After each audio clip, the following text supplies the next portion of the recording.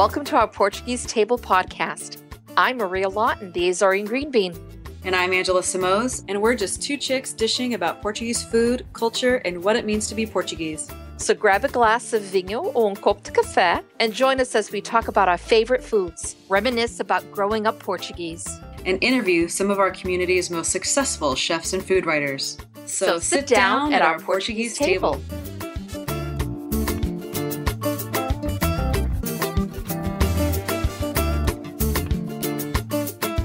Hi, everyone. Welcome to our Portuguese Table podcast. I'm Maria Lawton. Angela, where are you there, honey? I'm here. You're there. You're there like, hello. Now, we have a real special guest today. His name is Stephen. Stephen, come on in, honey. Hi, everyone. And introduce yourself and what you do, because I know what you do, but we want our listeners to know. Okay, perfect. I'm Stephen de Sousa. I am the founder of Portuguese Pride. It's an online community, basically where people can tell their stories about what it means to be Portuguese. Yes, I love that page. Love it. And I know you're up in Canada, correct? That's right. Yeah, we're based in Vancouver, Canada. In Vancouver. You're supposed to say A after everything, right? I'm up in Canada, eh? Oh, no. Right. We're not going to do A's after everything, are we, Steve? No, contrary to popular belief, we don't say eight after everything. But I can do it if it makes it for a better show. No. No, I know that.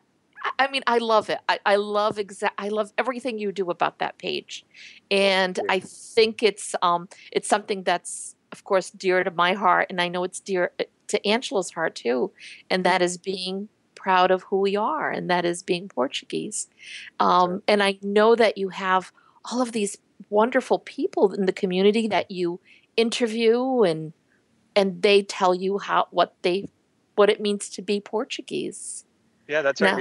We had a really good uptake recently over the past couple of years since the page started of people who just voluntarily wanted to share their story, and it's really special to be able to have a platform for them to do that.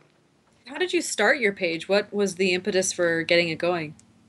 It was just that. It was I felt as a Portuguese person living in a community where I live just outside of Vancouver, so in a suburb called Richmond, and there isn't a strong Portuguese community. And I always felt that I needed that voice to express my pride and to talk about my culture that I didn't have here. So I thought, hey, let's try this online. It was a very modest beginning. We had maybe 10, 15 followers, and we're now, upwards of 10,000 if you count all our social networks. And yeah, it was just that. It was to create a platform for people to have a voice, people who felt, they needed to say something, and maybe in their own community that wasn't the case. And this online platform gave them the opportunity to do that. Mm-hmm. That's wonderful. You're right there on that. And I think where Angela and I thought of starting this podcast was for the same thing. And that is, there are so many Portuguese that live in so many different communities. And, it's almost like no matter where we are, we can all be connected somehow, whether it's through social media, through this podcast, through your page. And then we are still part of that community. You don't feel like you're that far away from it because we're all in it somehow connected through our culture, through our traditions. So it kind of brings everybody even closer together. That's how I see it. That's right. Yeah, definitely. And I mean, if you just look at our special guests, I mean, those are stories that we highlight, especially usually Portuguese professionals. Just if you look at the range of special guests that we have, it's really telltale of the different types of Portuguese people out there. So we have, artists, we have authors, we have TV anchors, we have cooks, we have comedians. We have people of all ages, men and women, and really just covers a broad range of people so that our followers, no matter where you're from or who you are, can relate in some way to these special guests. Absolutely. Now, where is your family from originally? My family is from a small village called Fontlonga, which is near Carrizeda de Aciés. So I guess the major city that you could say is closest would be Braga. It's in the Braga, north okay. there. Yeah. Yeah. Who came over for who was your parents or so or your That grandparents? so it was my parents. My parents immigrated here 41 years ago, and I was born here in Canada. Okay. Yeah. And did you ever go back, or was it something that visiting family back there again? Yes, definitely. Yeah, my parents have always made it a priority to keep our culture strong within our family. I've been there 3 times in different stages of my life, and I am hoping to return next year as well, and hoping to do a special on Portuguese Pride of my travels. So that'll be fun. Oh, Very that's cool. awesome. Yeah, and but yeah, definitely in our family, it was always very important to keep our culture strong, and that's why we visited as much as we could. Mm. So one thing that you have on your Facebook page, I actually wasn't able to look at your website for some reason, but I love the Tattoo Tuesdays. So and you also have like share your rooster with us It's and Rooster Sunday. Mr. That's Sunday, right. yes. Yeah. So I would love to know how the Tattoo Tuesdays got started, and then for the roosters, I work with a company in Portugal for my day job, and when I Yeah. told them that every Portuguese American, and in your case, Portuguese Canadian, has a rooster in their house. They didn't believe me Yes. because they're like, "Oh, we're gonna go show you the store," and like I had never heard of the Barcelos rooster, and I said, "Oh, you don't understand. We have roosters all over our house. Like everybody has a rooster. You're not Portuguese if you don't have a rooster in your house." That's That's right. correct. And they Yeah. were like, no kidding, no kidding. And so I had to send them pictures of my roosters because they didn't believe me, right? So I love seeing all the different roosters. So I would love to know how those two things got started. Definitely. Well, that's the beauty of having this social network and having so many people from around the world, because it was really the followers who started both of these trends. How funny. One day, like for example, Tattoo Tuesdays. One day, a follower just posted their tattoo, and I shared it, and the response was unbelievable. There was hundreds and hundreds of comments, people posting their tattoos, comparing tattoos, people taking ideas, saying, "Oh, I'm gonna get this tattoo next," and Yeah. that's where it was born. I had like probably 3 months worth of material in one post. It was unbelievable. Wow. All from tattoos. That's right. And the roosters, I mean, that's a no-brainer, right? Like you said, That is every a Portuguese, no-brainer. yeah, That is every Portuguese has a rooster in their house. So why not share that with everybody? that's right.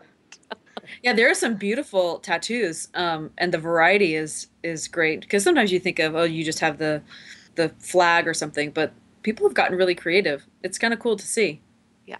Oh, For it's those that amazing. are listening, again, this page we are talking about is called Portuguese Pride, and it's Portuguese Pride Community, and it is out of Canada. There is someone else out there who is saying Portuguese Pride Community. There's a there's a there's a few of other ones. Did you know that, Steve? Oh, there's a Yeah, I ton. did. Yeah, we have our competitors, They're not but supposed to use the same name. yeah, I know. I I'm was surprised Facebook let that happen. well, it was funny actually because there was when I started there was one other group called Portuguese Pride, but it was before when Facebook didn't have pages, and it was kind of just a an informal group, and it had really been inactive for I think a couple years. Huh. So I had actually offered them to do a joint venture, but they weren't interested. So I started my own, and it took off from there. But now I'm noticing more and more that Yeah, other groups are that trying should to mimic. not. Yeah, that should not be happening. Like there's one with 21 likes, they just started, or 14 likes. That Mhm. just started. Exactly. I can't believe we're talking about the community page that has over 8,000 likes on it, folks. So that's the one you want to go to. That's the one we're talking about right now, and that is the original one that has all of these wonderful stories on, like Stephen said, on some authors, some musicians, just wonderful stories, and some of them are really touching. Yeah. And Oh, definitely. now, which can I know that they're all your babies because they're all were you know, but was there one especially that touched your heart? Well, it's interesting. I mean, this is going to sound a little biased, Maria, but but your story had just the most unbelievable response. I had just, comments and messages coming like from all over the place because of your story. It really, I could tell it really struck a nerve with the Portuguese community, especially the Portuguese women community. Just unbelievable. And you see that with your page and the work you've done. I mean, it's just phenomenal. And I hope you continue doing what you're doing because it's really inspiring. And I'm not just saying that. I saw it firsthand from the comments and messages I received. You're very sweet, and I'm going to be very honest out there. I did not pay him to say that. It's true. Sure. I didn't, Angela. Honest to goodness. Thanks, Steve. I appreciate that. It's and I see it in you too, in the same way that you see it in me, in the same way I see it in Angela. We just love who we are and what we do deep down inside. And when you have that much passion and love for that, it shows. And Right. And that's it. That's it, folks. You think you can slab on a Portuguese Pride community page and just figure, okay, well, I'm gonna, well, it doesn't work that way. It takes commitment. It takes it takes love. It takes love to do it. Yeah, So. you do have to put in the work to maintain the site and cultivate those pictures for Tattoo Tuesdays and That's right. and Steve, I think you need to start a Food Friday. Oh, definitely. Yes! That's a great idea. And That's a great idea. maybe a Wine Wednesday. Oh, nice. I'm going to We write got these to get down. some food elements going. Steve, come on. You got to we'll start writing this down. Repeat that again. Wine Wednesday. Yeah, that's right. Food Fridays? Perfect. I am curious. To know one thing. So, like when Nelly Furtado hit the scene, I know how here in the United States, we were like, oh my God, she's Portuguese. And we were just like beyond ourselves. But the fact that she was Canadian, I mean, how did the community respond there that one of your own has made it, I mean, in the biggest way possible, right? Yeah, it's interesting because like for myself and I know from my sisters, she was a huge inspiration to us being Portuguese Canadian and being unbelievably successful in the music industry. But it's funny because when I do post about Nelly, it's interesting the response I get because a lot of people actually don't approve of her, or not don't approve, but they wish she would wear the Portuguese banner more. And that she doesn't acknowledge her Portuguese heritage enough, which is interesting because I think she does definitely acknowledge it, and you see that in her work. But it's actually work in some of her songs. Yeah. Well, she had a whole album called Folklore where she, sang in Portuguese. I mean, what more do you want? Exactly.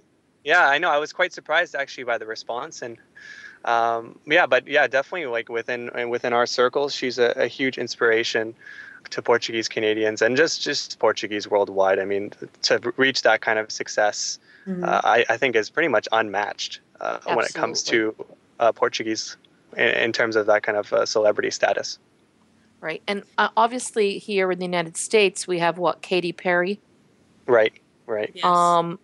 But she doesn't wear it at all. I mean, and the same thing with Tom Hanks and all of these other people. Exactly. You're like, why aren't they saying this is who I am? It makes no sense to me. That makes no sense to me. I would say, I don't know Tom or Katie at all, but I would say they're I don't want to say far removed, but like I think Tom is a fourth Portuguese, and I think Katie is the same. Yeah, so I don't think they have a ton, and so I don't know that they really grew up with it, right? And so that could be it, that it wasn't part of their identity, but because anytime you see the word Portuguese on a TV show or you hear a song, you're like, hey, there's Portuguese, they did it, right? Yeah. Because it's so rare. So whenever we hear about somebody being Portuguese, we glom onto that like, oh, they're Portuguese, did you know, right? And I think all of us can name 100 celebrities, like Brooke Burke. She's like an 8th Portuguese, right? But hey, we're going to claim it, right? Heck, I will claim that, absolutely. And so I think that's part of it. But I mean, I mean, I've been to a couple of Nellie's concerts, and she's always been very gracious. In fact, she gave free tickets to Portuguese youth in the community to come meet her backstage and attend her concert for free. And then, we took the flag, and she grabbed the flag from us and put it on the stage. And I mean, she's very proud. I've never known her to not be proud of her heritage. So that's kind of disappointing that people are expecting her to tattoo the flag on her forehead or something. I don't know. Yeah, I definitely agree with that, and I agree with your other comments there. We on Portuguese Pride, we used to do another feature called Famous Portuguese. It was just called Famous Portuguese People, where we would highlight exactly that. So Tom Hanks, Keanu Reeves is another one, Sean Paul, Katy Perry, like you said, and we would highlight what extent were they Portuguese. So you're right. So these kind of celebrities are 1/4 or 1/8, and they don't wear the banner. But definitely Nelly Furtado, I feel she does a great job in doing that and representing her heritage. Yeah. Interesting. Well, for whatever it's worth, Nelly, there are those of us that out there, we love you and are proud of you, and we would love to have you as a guest on our show. So anyone out there that's listening, out there. We said the same thing about Meredith Vieira. Who's ever out there, who knows Meredith, get her on. We'd love to have her on. So she actually, I don't know if you know this, but Meredith did a special where she went to the Azores and met some of her family. She did. I heard about that. Yeah. Yes. Yeah, that was very cool. That's when she was on the Today Show. Yeah. You did that. Yeah. Yeah. Absolutely. Now, of course, at home now where your mom and your dad came from there, of course, you grew up with all the traditions, hopefully, or some of the traditions they passed on to you, Stephen. And, and we love to talk about, because we are here at our table. You're now sitting at our table, Stephen. That's right. Thank you. And when you were growing up, what did that table look like? What was that typical Sunday lunch that your mom would make for you? Lots of food. That pretty much sums it up. There was never a shortage of food in our household. Always leftovers. And yeah, she really kept the culture alive through her cooking and cooking traditional dishes and yeah, always a feast. No one ever goes hungry at our house. If you're over, you're going to be fed and you're going to leave happy. Actually, I did kind of a graphic for Portuguese Pride where I have a stick figure going to Avaz's house, and he's skinny and he looks a little frail. And then I show another image where he's leaving Avaz's house and he's about 6 times bigger, and he's got some cash in his hand. So I think that really sums it up, how Portuguese people treat their guests, and people always leave happy. Yes, isn't that the truth? Mm-hmm. Now, what was one of those favorite dishes she made? What was your favorite, hon? I'm actually a big fan of bacalhau. That's one of my favorite dishes, and as a kid I didn't like it, but it's kind of an acquired taste, I think, and now it's one of my favorites. Isn't that something? I was talking to someone recently who pretty much said the same thing you just said, and that was it took them a while to like the salted cod. They liked fresh cod, but the salted cod took them a while to get used to the saltiness, that briny flavor in it. Isn't that funny? Because, I've always liked it. It's not something where I grew to like it, like I grew to like olives. You know what I mean? It was like something, it was something like, oh, bacalhau, oh, yummy, kind of thing. But yeah, no, that's wonderful. And the thing with money, I just, this thought came into my head for, Halloween or Easter or any of that stuff, you would always get money. That's right. You wouldn't get candy, you'd get dollar bills or a $5 That's right. bill. Yeah, I was just talking about this with my mom. We're going to do the Easter egg hunt for our daughter on Easter, and we were talking about how we're going to put like coins and stuff in the eggs. Like, not the chocolate, screw that. We're going to put quarters and stuff like that. She goes, yeah, but even if you put the dollar bill, you got to put a coin in so that it shakes. It makes noise when you shake it. Is too That's great. So do you cook, Steve? I do not. I I'm embarrassed to say I'm more of a traditional Portuguese man in that sense. Oh no. And Stephen, I have my father to blame for that one. are you the only son? I am the only son, so that even more. So, Oh my God. Okay. All right. Now yeah, we know what we're talking about, Stephen. yeah, So exactly. now you have two women who are going to tell you you need to learn. To cook. You I need to know, learn I know. something, honey. You need to learn something so that you can take care of yourself, be able to cook. There may Uh, not always be a cafe next door where you can go get some bacalhau, you know what I mean? That's right. That's Because by the way, you are very lucky where you are. I'm pretty sure you have a pretty good selection of Portuguese restaurants and cafes, so you can get Portuguese food fairly easily. Yeah, definitely. In Vancouver, there's a very strong Portuguese presence in terms of cafes and kind of little mini grocery stores. But it's funny, it is changing more and more.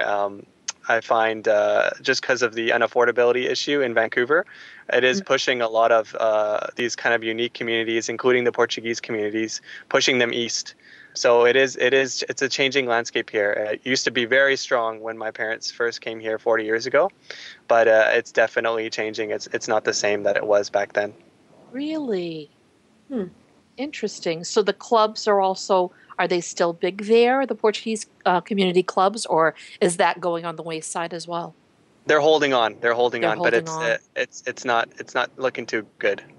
Interesting. Yeah, we Well, have the same. even more important to keep things going. Exactly. I think that's kind of what drove me. Just for me, especially growing up, I just wasn't. The Portuguese culture was there through my family, but outside of my family, I never really. I never really achieved what I wanted to achieve in terms of being immersed in the culture, and that was another driving factor for me to build this website and kind of social media platform as well. Mm. Now, are you married, Stephen? I am engaged to be married. Oh, Congratulations. congratulations. Oh, you definitely need to learn how to cook so you can do that and help her out. I think that's a definite. We're going to have Mrs. De Sousa on soon That's to right. make sure that you're doing that. Don't we have to do that, Angela? We absolutely have to do that. Yes, absolutely. And well, the But next time you go to Vancouver, Maria, you're going to have to do a little private lesson. uh-huh, I think I'm going to I think have to. so. I think so. Hey, our doors are open. Because I was going to say, if you're married and you have children, how are you going to be?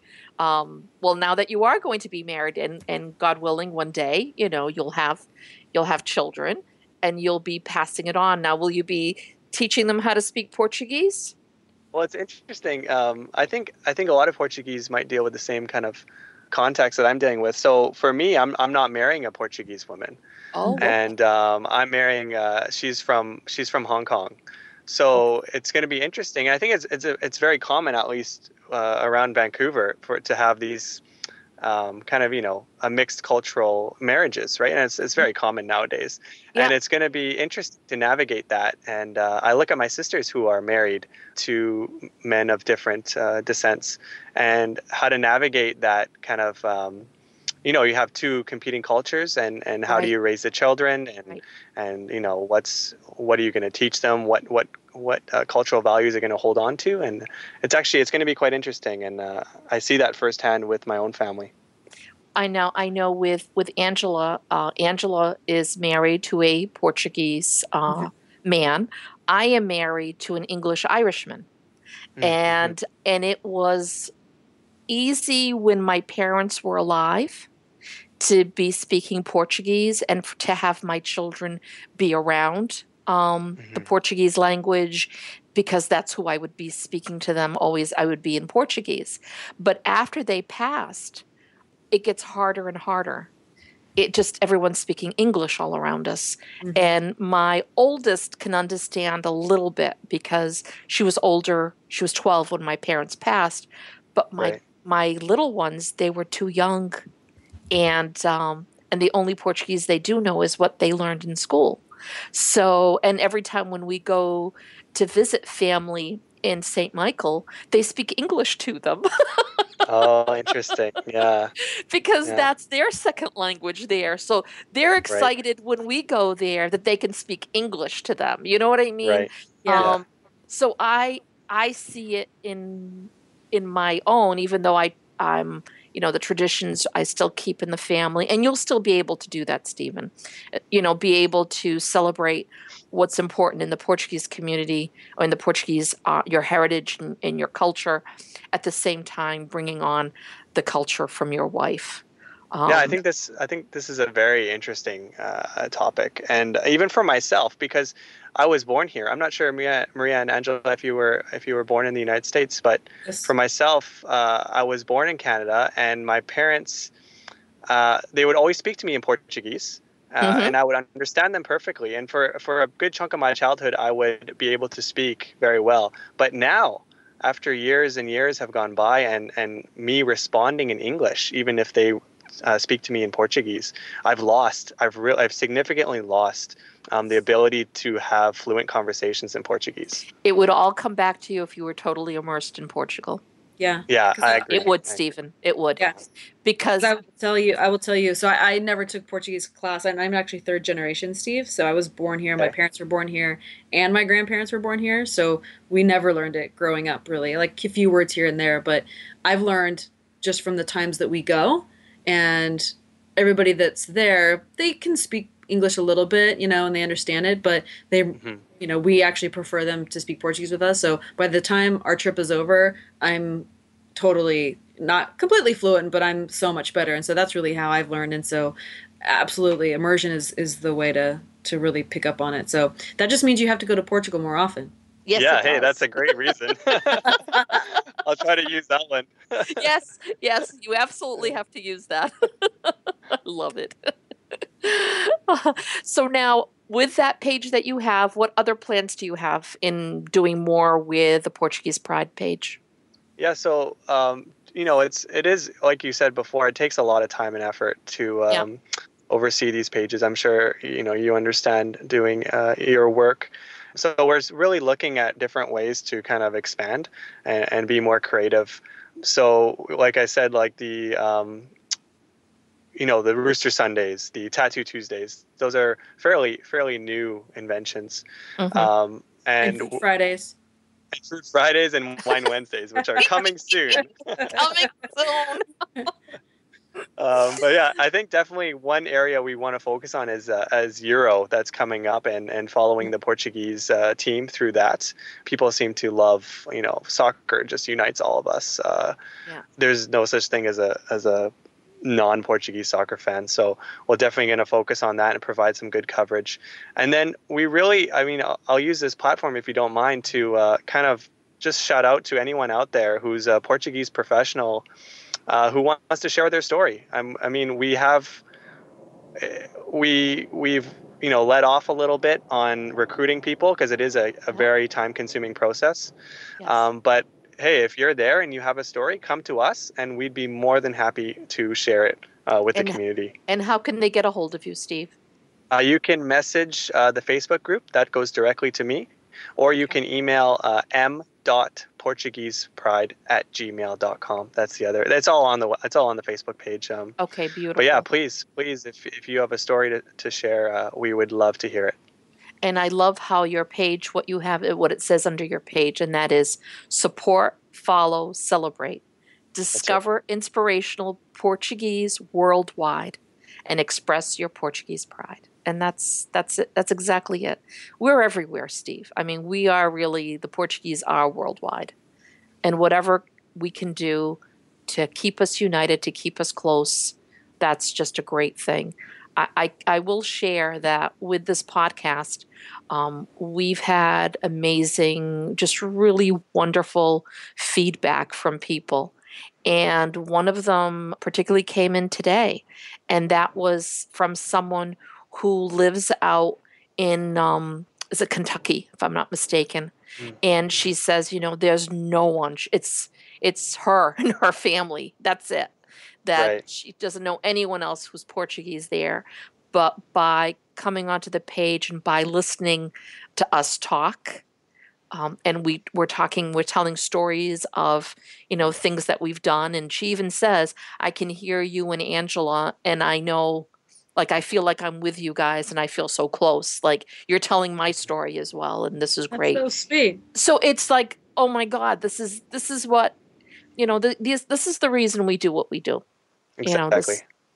So you can't get any better than that. You really can't. No, yeah, I couldn't. That's a perfect example of why we do what we do. I mean, for myself, I that's why I started. I felt like, I was surrounded by all these different cultures in Vancouver, and I needed a voice. I needed a way to express my Portuguese pride. And that story exemplifies that, and that's why we're here. And anybody out there, if you're Portuguese, you're part of a community. We're all part of a community, and we need to stick together and share our stories. Absolutely. Not only share our stories, but support one another, which, right. Again, we're going to keep on saying that, aren't we? Mm-hmm. Yeah. We just need to make sure it's very important. It's, we need to take care of our own. And if we don't, who will? Who's going to do it? So, yeah, it is absolutely important. Now, I'm going to ask you one question also about food, because we've got to put that in there every once in a while. Now, what did you like? Let's say, what did you not like to eat at all? What were you given or served that you would refuse to eat, hated to eat?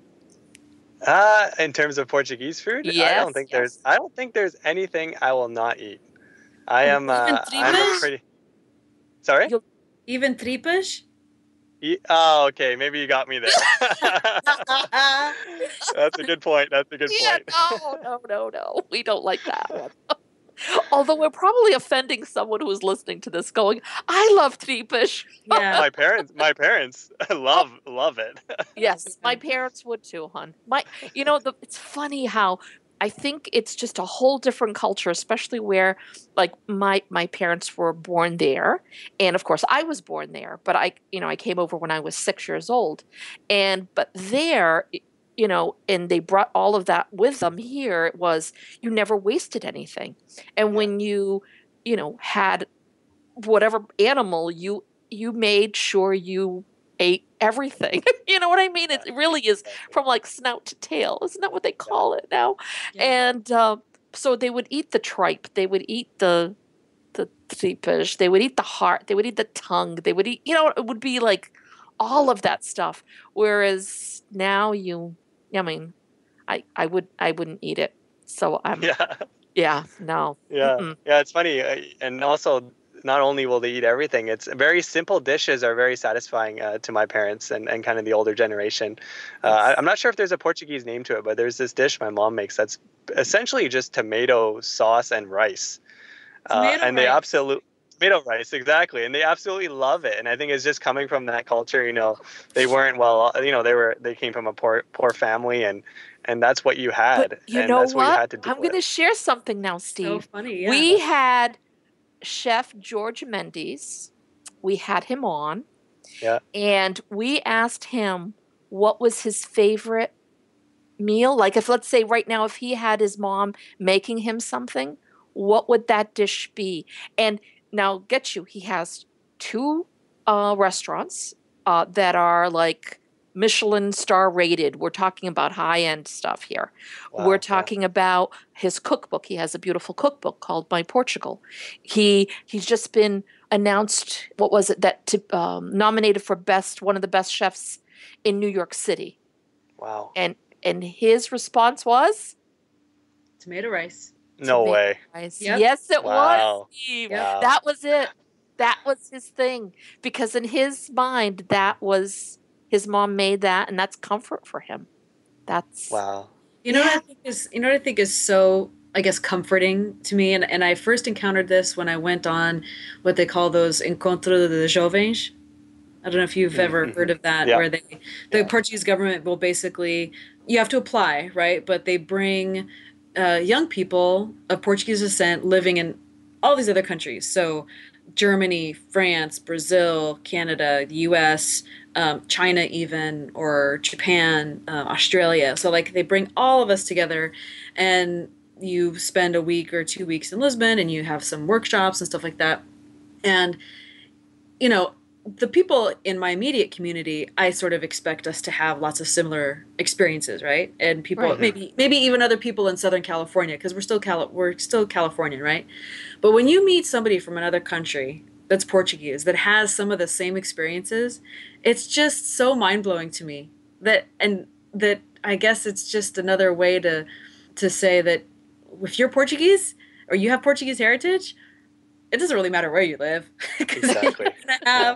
you have the same traditions that your parents or your grandparents brought with them, right? We Yeah, all originated from the same place, right? So it does make absolutely. sense that, whether you're living in Germany or the US, you're going to have some of the same experiences. But just to have it, that it's maintained itself for Yes. so long, Yeah, I don't exactly. know, it just always makes me smile, and kind of, like I said, it's kind of comforting when you meet somebody from opposite ends of the planet and you're still having the same experiences, and it's Yeah, because that common thread is that you're Portuguese.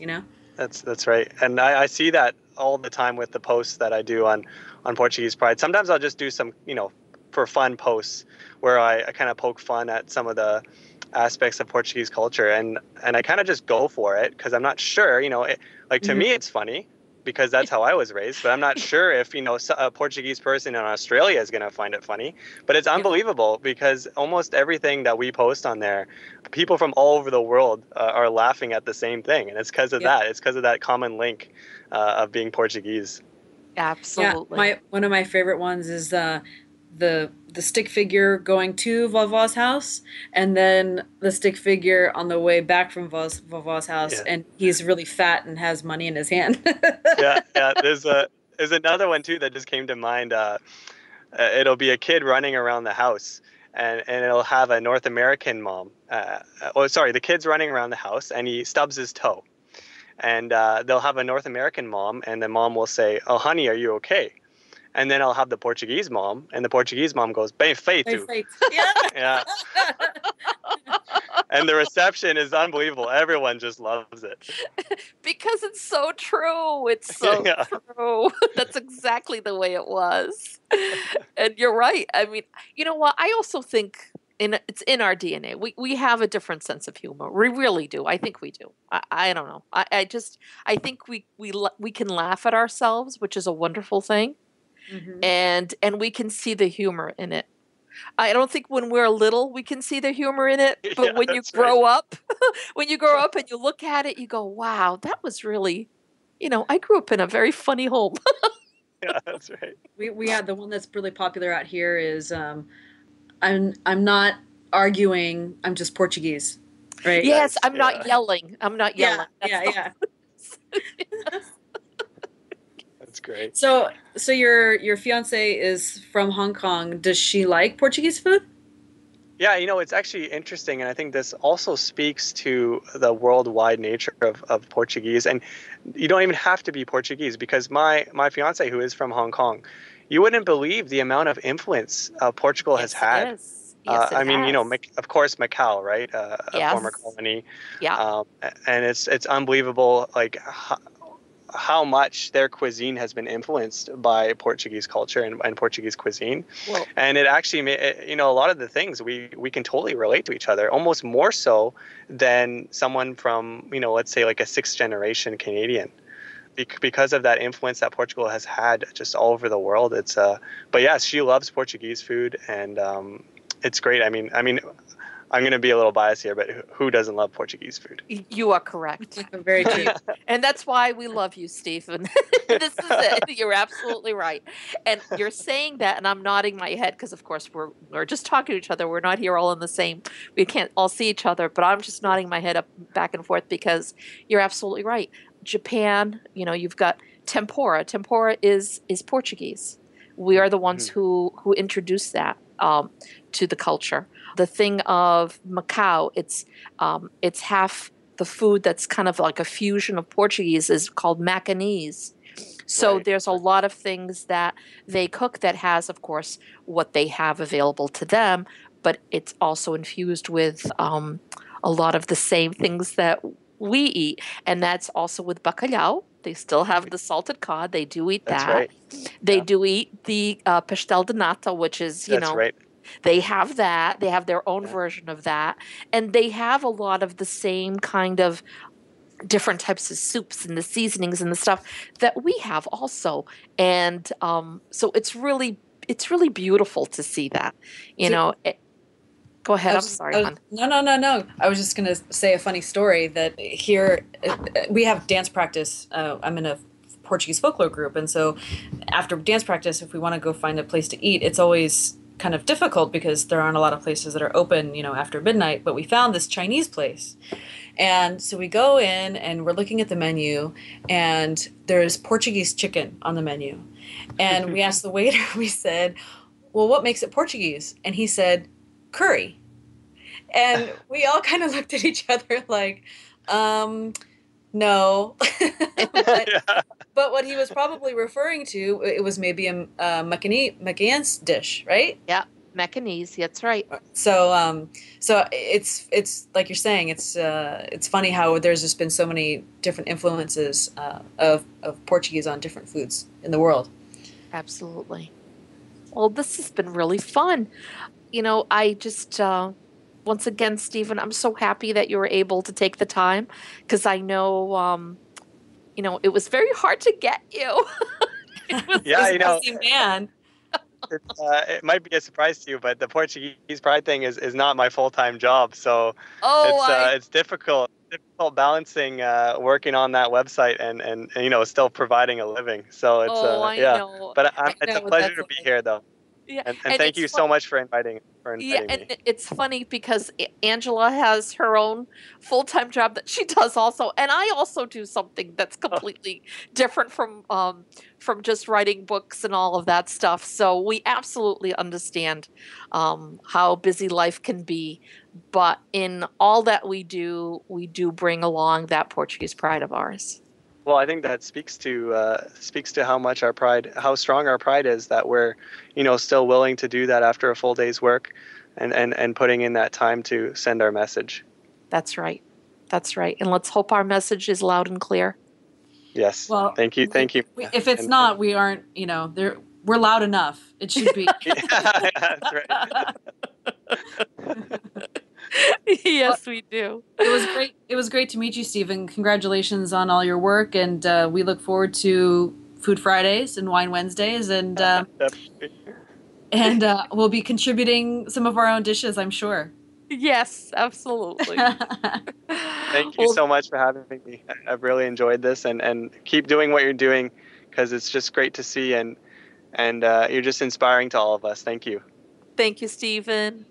Thank you so much, hon. Bye bye now. All right, thanks. Bye Bye-bye. bye. Well, wasn't that sweet? He's such a nice guy. Oh my God. I've only dealt with him just online and speaking with him with, different things and stuff. And I just love his page and I love what he does. Yeah, Uh, it's really and funny. I actually didn't know about him until you said that he was going to be on the show, and I'm glad he did. We have to we gotta get some followers for him too. For the love. absolutely. He's funny. Absolutely. He's got some good Um, stuff. he really does have some great stuff. And I did not pay him to say that about me. I I know. wasn't even going to say anything that I was on it. But he had asked me, he just had sent me a message, asking me if I'd like to be on and the question he had for me was what it meant to me being Portuguese. What did being Portuguese mean to me? Mhm. So I wrote back exactly what I felt, and he put it up in his page. Yeah. So I'm glad that it touched a lot of people, which is, No, that's that's great. great. That's a great thing. It's a great thing. Even more than Nelly Furtado, Maria. Wow.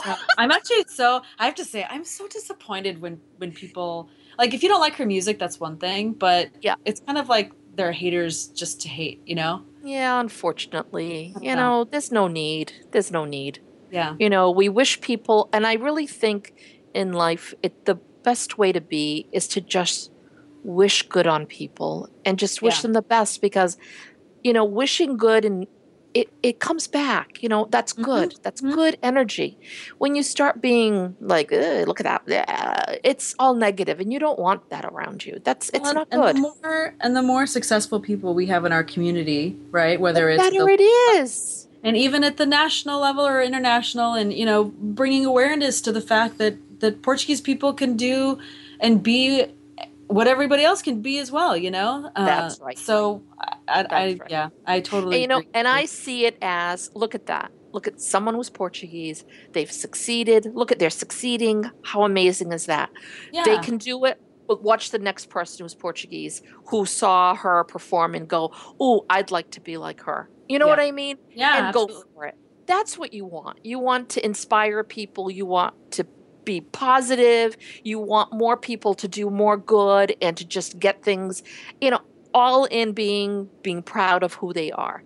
Mm-hmm. But once you start putting negative stuff, it just we need to do a better job of putting each other up. And boosting each other up and being and celebrating the successes that are in our community, whether it's our friends, our family, or people we've just heard about or see on TV or whoever it is. Yep. We should celebrate it and be proud of it. Absolutely. I feel the same way as you. I think the one thing that we love, and being Portuguese, I can say this, is that we love to celebrate. And why not celebrate our own? Why not celebrate our own culture and just love it all. There's nothing better than that. And and hopefully with all of you out there listening to this, and hopefully you can spread the word, let everyone know what we're doing. We also want to thank everyone out there who's been listening to our podcasts. We really appreciate it. We appreciate all your kind words. And I don't know, some of them are very touching. It makes it all worthwhile. It really does. And if you have any suggestions on people that we should be interviewing, or you want to hear about a recipe, or you have a story you'd like us to read or anything, just let us know. Just let us know. Yeah, we're here for you guys. So with that being said, I think it's time to say goodbye. Yep. Is it that time? Fun. I think it's that time. It is that time. It quickly goes by. It really does. Thanks everyone. Thank you for listening, and until next time. Until next time. Até a próxima. Até a próxima. Have a good day, everybody. Bye-bye. Bye.